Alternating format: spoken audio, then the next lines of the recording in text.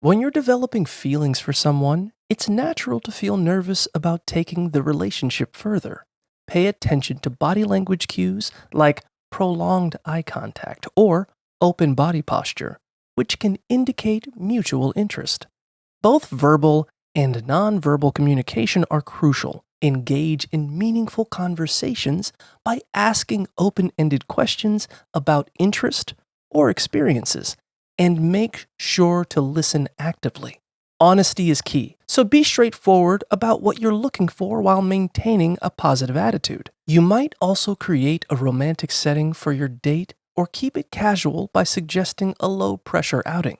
After spending time together, follow up with a text to express your enjoyment and reference something specific from your time together, which can help keep the conversation flowing.